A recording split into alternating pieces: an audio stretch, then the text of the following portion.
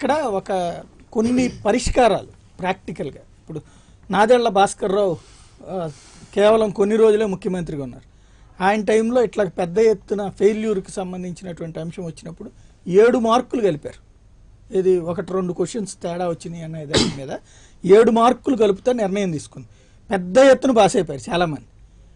అది దానివల్ల నష్టమైతే ఎవరికి జరగల, కానీ అట్లాంటి ఒక తెగింపుతో కూడిన నిర్ణయం పూర్తి స్థాయి మెజారిటీ ఉన్నటువంటి ప్రభుత్వం తీసుకోకపోవడం. రెండవది ఈ ఫీజులు మళ్ళీ ఓ పక్కన తప్పు జరిగిన లేదు పోని ఇదిగో ఎవరైతే రీవెరిఫికేషన్లో మార్కులు వస్తే ఆ డబ్బులు రిటర్న్ అంటే అదొక భరోసా అవుతుంది. ఇట్లాంటి ఒక బాధ్యతాయుతమైనటువంటి స్టేట్మెంటు ప్రభుత్వం నుండి ఎందుకు కరువు అవుతుంది? ఇది మీరు చెప్పినట్టుగా రీవెరిఫికేషన్కు రీకౌంటింగ్ అనేది అమౌంట్ పెట్టి 600-200 అది ఆల్రెడీ ఒకవేళ బోర్డు మిస్టేక్ జరిగితే రిఫండ్ ఇస్తా అని చెప్పేసి కమిషనర్ స్పష్టంగా చెప్పారు. ఇక్కడ చెప్పలేదని లేదు, వాస్తవం కాదు, అది చెప్పారు క్లియర్గా. ఆ తర్వాత మీకు అభ్యంతరాలు ఉంటే స్వీకరించడానికి మేము రెడీగా ఉన్నాము, క్లారిఫై చేయడానికి రెడీగా ఉన్నాము. మీరు ఎన్ని వేల మంది కానివ్వండి, ఎన్ని లక్షల మంది కానీ రండి, మీరు అప్లై చేసుకోండి, దానికి ఏమైనా క్వైరీస్ ఏమైనా ఉంటే దాన్ని క్లియర్ చేయడానికి మేము సిద్ధంగా ఉన్నామని చెప్పారు. ఈరోజు ఇక్కడ ఒక సమస్య ఎక్కడ వస్తుందంటే గవర్నమెంట్ చేసినటువంటి ప్రభుత్వం చేసినటువంటి మంచి పనులను ఈరోజు ఎక్స్పోజ్ కానియకుండా మేము రాష్ట్ర వ్యాప్తంగా ఉన్నటువంటి రిజల్ట్స్లో 65% రిజల్ట్స్ కామన్గా వస్తే పాస్ పర్సంటేజ్ ఈరోజు మేము స్థాపించినటువంటి గురుకులాలలో ఈ వచ్చే పర్సంటేజ్ 89% వచ్చింది. అంటే టోటల్గా కంటే 14% ఇది గురుకులాల ఎక్స్ట్రా వచ్చింది. అది ప్రభుత్వం ఇచ్చే చిత్తశుద్ధి వల్ల, ప్రభుత్వం ఇచ్చే నాణ్యమైన విద్య వల్ల, ప్రభుత్వం యొక్క అంకితభావం వల్ల ఈరోజు ఆ రకంగా వస్తే దాన్ని కనిపించకుండా ఈరోజు శ్రీ చైతన్య నారాయణ అని చెప్పేసి ఈరోజు లక్షలు ఖర్చులు పెట్టి పేపర్ యాడ్ ఇచ్చుకుంటూ లేకపోతే అది ఇచ్చుకుంటూ చేసినటువంటి ప్రైవేట్ సంస్థలు సైతం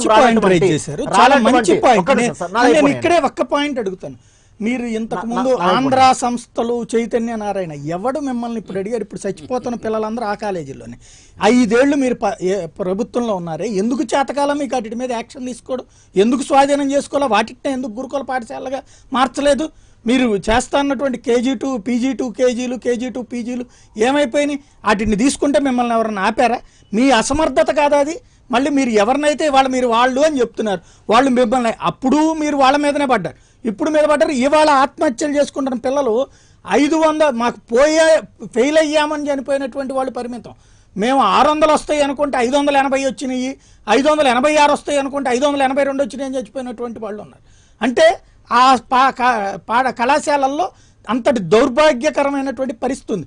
బట్ మీ చేత కాకుండా వాళ్ళు మళ్ళీ ఆ సంస్థలే మిమ్మల్ని ఎవరు ఆపారు? ఏమన్నా కాంగ్రెస్ ఆపిందా, బీజేపీ ఆపిందా, టీడీపీ ఆపిందా? ఎందుకు చేయాలి? అట్లాంటి సంస్థలతో ఎందుకు చేపిస్తున్నారు మీరు? ఇప్పుడు ఇదే మీడియా సంస్థలు, ఇదే పార్టీలు ఒకవేళ వాటి మీద కూడా కఠిన నిర్ణయాలు తీసుకొని లేదంటే వాటిని ఆపేయడం చేయడం చేస్తే ఏ రకంగా మాట్లాడతారో ఏ రకంగా చేస్తారో కూడా ప్రజలందరూ తెలుసు. మనం దాని గురించి స్పష్టంగా చెప్పాల్సిన అవసరం లేదు.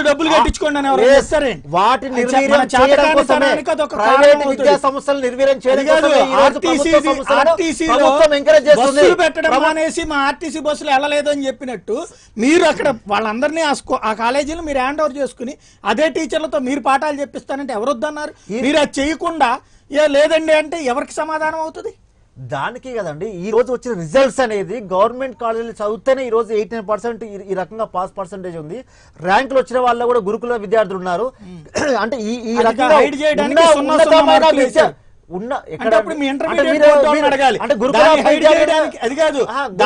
చేయడానికి ఇట్లాంటి తప్పుడు నివేదికలు ఇచ్చింది మీ ఇంటర్మీడియట్ బోర్డు. అంటే మీ దాంట్లోనే మీ మీద ఎవరో కుట్రేసుకుంటున్నట్టు నేను చెప్పి అది కాదు కదా. మీరు నారాయణ శ్రీ చైతన్య విద్యా సంస్థలు ప్రైవేట్ వాటిని ఎందుకు ఎంకరేజ్ చేస్తారంటే వాటిని కాదు మేము ఎంకరేజ్ చేసేది, గవర్నమెంట్ వాటిని ఎంకరేజ్ చేయడం వల్ల వీటి ఆటోమేటిక్ గా పడిపోతారు. విద్యార్థుల్లో అవగాహన రావాలి, తల్లిదండ్రులకు అవగాహన రావాలి. ప్రైవేట్ కాలేజ్ చదివితేనే మా పిల్లలకు ర్యాంకులు, మా ప్రైవేట్ పిల్లలు చదివితేనే మాకు ఎంసెట్ ర్యాంకులు, మెడిసిన్ ర్యాంకులు, మెడికల్ ర్యాంకులు ఆ రకంగా ఉన్నటువంటి వాటిని మనం మోటివేట్ చేయడం కోసం, మార్చడం కోసమే చెప్తున్నాం మనం. ఇప్పుడు ఈ లైవ్ అయిపోయినాక నాతో నరేష్ తీసుకపోతా, నేను పోయేది ఆడికే. గురుకుల రెసిడెన్షియల్ వాళ్ళు ఇప్పుడు ధర్నా చేస్తున్నారు, మళ్ళీ దీంట్లో పెడితే నన్ను అరెస్ట్ చేస్తారు, ముందే ప్రికాషన్ తీసుకుంటారు అని చెప్తలేను. చాటుకుంటే ఆ హోటల్ చాటుకుంటూ చూడు, నేను ఇప్పుడు పోయేది ఆడికే. గురుకుల రెసిడెన్షియల్ వాళ్ళే నాకు ఫోన్ చేసిండ్రు. నేను ఆడికి ఫోన్ ఒకటి ఎందుకు సాయి గారు అంటే వాళ్ళు పోతే అరెస్ట్ చేసి మనల్ని ఏదో మనం తప్పు చేసిన దాని కింద పడేస్తున్నారు. ఎవరికి గొలుసులతో గట్టి తీసుకెళ్ళి పాపం అయ్యప్పని. అరే అరే మీకు కొట్లాడితే మీకు పోయే నష్టం ఏంది, నిరసన చెప్పుకుంటే మీకు వచ్చే నష్టం ఏంది? పిల్లలైనటువంటి రాష్ట్రం మళ్ళీ అది వాళ్ళు ఇతరులు నిరసన చెప్పొద్దు, కానీ ఉన్నది అందరిలో సమస్య ఉన్నది. వాళ్ళు కూడా ఇప్పుడు నరేష్ సమాధానం చెప్పినట్టు టీఆర్ఎస్ సమాధానం చెప్తుందని నేను అనుకోవట్లేదు. రైట్. ఎందుకంటే వాళ్ళకి అసలు చెప్పేసోయే లేదు ఎవరికి. లేకపోతే ఇప్పటికి మరి అన్నట్టు ఈ రెసిడెన్షియల్ దాంట్లో 250 స్కూళ్ళు పెట్టినాము, ఇది ఇట్లా చేసినామని చెప్పుకుంటానికి రోజు వాళ్ళు లిస్టు పెట్టుకొని వేసుకుంటోళ్ళు. ఇప్పుడు ఒక్క తప్పు లేకపోతే మామూలుగా చెప్పుకునేటోళ్ళ వాళ్ళు. రైట్. కాబట్టి తప్పు జరిగినప్పుడు ఎవరి తప్పు అది? ఏమైనా కేసీఆర్ పేపర్లు దిద్దినాడు, రైట్, కేటీఆర్ పేపర్లు దిద్దినాడు, జగదీష్ విధానాల్లో వస్తున్న సమస్యల వల్ల ఆ సంస్థ రావద్దు.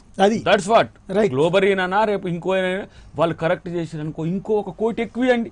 అరే పిల్లలు చనిపోకుండా మీరు చేసినందుకు మీకు ఇగో నజరానా అని చెప్పి ఇవ్వండి. పోయిన దాంట్లో తప్పు చేసింది కాబట్టి గ్లోబరీనా ఇప్పుడు కూడా చేయాలని ఏం లేదు, మంచిగా చేసుకునే అవకాశం వాళ్ళకు ఉంది. కానీ వాళ్ళు టెస్టింగ్ ఇంజనీర్ల లోపమా వీళ్ళు టెస్ట్ చేసుకుంటే ఇప్పుడు అధికారులు చెప్పేది ఏంటంటే ఓఎంఆర్ షీట్స్ ఇదివరకు అయితే గనక దాంట్లో మార్కులు వేసేసి పైన వేసేవాళ్ళు. ఇప్పుడు ఓఎంఆర్ షీట్లు పెట్టారు.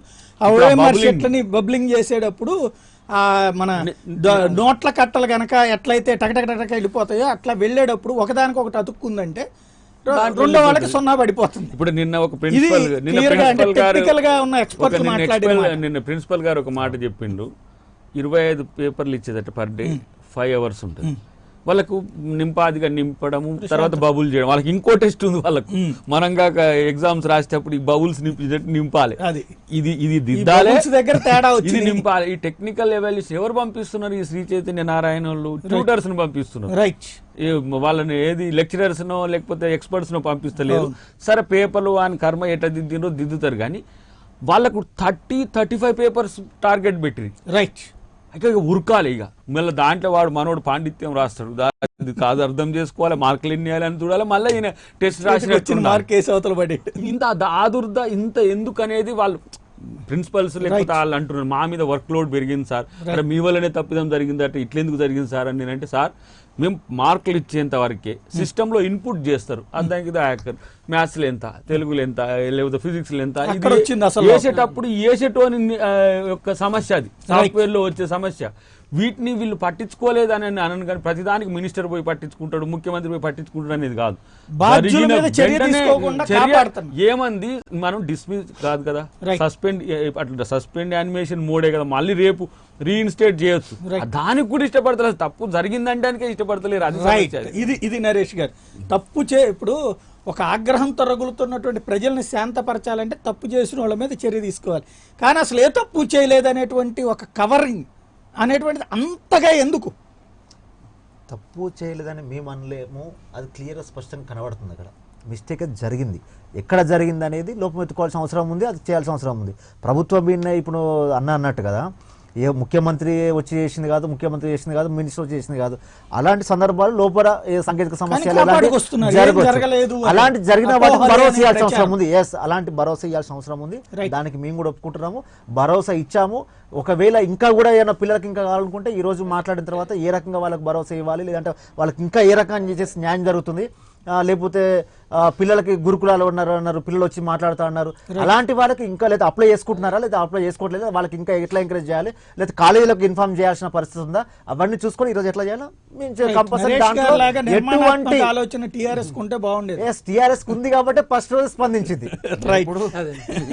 ఒక్కసారి పబ్లిక్ రెస్పాన్స్ చూద్దాం. ఉదయ్ డల్లాస్ నుంచి ఫోన్ లైన్లో ఉన్నారు. ఉదయ్ గారు నమస్కారం అండి అందరికి. నమస్తే, చెప్పండి.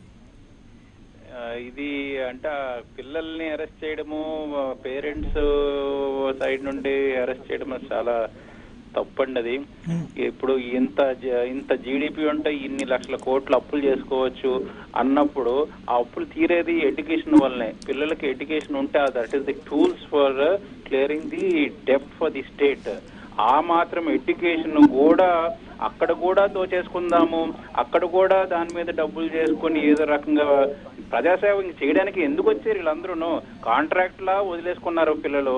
నెహ్రూ చెడ్డ, ఇసుక, కన్స్ట్రక్షన్, ఆరోగ్యశ్రీ దోచుకున్న ఏరియాస్ అన్ని దోచుకుంటుండగా ఇంకా ఒక్క ఎడ్యుకేషన్ ఒక్కటి వదులుకోలేరా? ఆ ఒక్కటి కూడా వదలకుండా పిల్లలకి, అది కూడా దాంట్లో కూడా వ్యాపారం చేసి ఇంకెందుకంటే వీళ్ళు వచ్చి ప్రజాసేవ ఎందుకంటే చెయ్యాలి వీళ్ళందరూ? ఇంకా ఏదో ఆంధ్రులు దోచేసుకున్నారు అది ఇది అని అన్నారు. ఇప్పుడు ఏమైంది? తెలంగాణలో కదా వీళ్ళే కదా చేసుకుంటున్నారు. వచ్చిన తెలంగాణలో కూడా సరిగ్గా చేసుకోకపోతే ఇంకా వాళ్ళండం వీళ్ళండం ఎందుకు? ఎవరైనా సరే వచ్చి దోచుకోవడం. ఏమంటారు? అసలు తప్పు జరిగిందని ఇంటర్ బోర్డు అధికారులు ఒప్పుకున్నారు. అసలు తప్పు వాళ్ళ ఆధ్వర్యంలోనే జరిగినప్పుడు ఇప్పుడు మూల్యాంకనం కానీ కౌంటింగ్ కానీ వెరిఫికేషన్ కానీ, ఇప్పుడు మూల్యాంకనం కాదనుకోండి, కౌంటింగ్కి వెరిఫికేషన్కి ఫీజు కట్టండి, ఎవరైతే కడతారో వాళ్ళందరికీ మేము మరలా కౌంటింగ్ వెరిఫికేషన్ చేస్తాం అంటున్నారు. అసలు తప్పు వాళ్ళ తరపున జరిగినప్పుడు కొంతమంది అప్లికేషన్ పెట్టుకోకపోవచ్చు, కొంతమందికి ఆర్థికంగా ఇబ్బందులుండి లేని పరిస్థితిలో ఉండవచ్చు. అలాంటప్పుడు ప్రభుత్వమే వితౌట్ ఫీజు ఇవన్నీ మీరు వెరిఫికేషన్ కౌంటింగ్ చేయించవలసిన అవసరం ఎంతైనా ఉందండి. ఒకవేళ కొంతమంది ఎవరైనా పెట్టుకోలేని వ్యక్తులు అందులో నష్టపోయారు అనుకోండి, అంటే ఎవరైనా మీ ప్రభుత్వం తప్పు చేసినప్పుడు వాళ్ళు స్పందించకపోతే నష్టపోతే అది భావ్యమా? మీరు ఏంటి అసలు తప్పు జరిగిన తర్వాత మీరు ఇక్కడికి ఏ విధమైన న్యాయబద్ధ చర్యలు విద్యార్థుల తరపున తీసుకున్నారని చెప్పి మీరు అసలు ఒక భరోసా ఇవ్వట్లేదు. పైపెచ్చు హైకోర్టులో మీకు ప్రశ్నించినప్పుడు మీరు 3 నెలలు టైం కావాలని అడిగారు, హైకోర్టు మొట్టిగా వేసింది. మీరు రెగ్యులర్గా 15 రోజులు 2 నెలల్లోనే ఈ వ్యవహారం అంతా మొత్తంగా చేస్తున్నప్పుడు ఈ ఇన్సిడెంట్కి 3 నెలలు మీకు ఎందుకు అవసరం అవుతుందని చెప్పి కోర్టే ప్రశ్నించిందండి. అంటే ఇలాంటి సందర్భం ఏంటంటే ప్రభుత్వానికి దీంట్లో చిత్తశుద్ధి లేదని అనిపిస్తుందండి. ఇలాంటివి జరిగినప్పుడు ప్రజల్లో తీవ్ర వ్యతిరేకత వస్తుంది. ప్రజల యొక్క ఆ పిల్లల తాలూకా తల్లిదండ్రులు వాళ్ళందరూ అక్కడ ధర్నాలు చేయడానికి వెళ్తే, నాయకులు వాళ్ళని ఏదో పరామర్శించడానికి వెళ్తే నాయకులను అరెస్ట్ చేయడం, పిల్లల్నేమో దౌర్జన్యంగా లాక్కొని వెళ్ళి వ్యాన్లు ఎక్కించడం, ఇవన్నీ అంటే ఏం సంకేతం ఇస్తున్నారండి? మీరు తప్పు చేసినా సరే ప్రశ్నిస్తే మీరు ఈ విధంగా చర్యలు తీసుకుంటారా? ఇదంతా ప్రజలు చూస్తున్న వాళ్ళకి ఇవన్నీ ఎలాగుంటాయంటే ప్రభుత్వం సరైన భరోసా ఇవ్వలేదని అనిపిస్తుందండి. మీరు ఎలాగో జరిగిన దాన్ని మీరు రెక్టిఫై చేయలేరు, జరగబోయేదైనా మీరు చిత్తశుద్ధితో చేశారని అనుకోండి, ప్రజలు దాన్ని హర్షిస్తారు. ఈ విషయంలో తెలంగాణ ప్రభుత్వం మరి ఎందుకు ఇలాగ ఆలోచిస్తుందో అర్థం అవట్లేదు. చేతిలోనే సమస్య ఉండి దాన్ని పరిష్కరించడానికి ఇన్ని ఇబ్బందులు పడుతున్నారంటే రేపు రాబోయే రోజుల్లో ఇంక విద్యా వ్యవస్థ మరి ముందుకు ఏ విధంగా వెళ్తుంది అన్నది ప్రశ్నార్థకం అవుతుందండి. అసలు విద్యా హక్కు చట్టం కూడా వీళ్ళు ఫాలో అవుతున్నారా లేదా అన్నది కూడా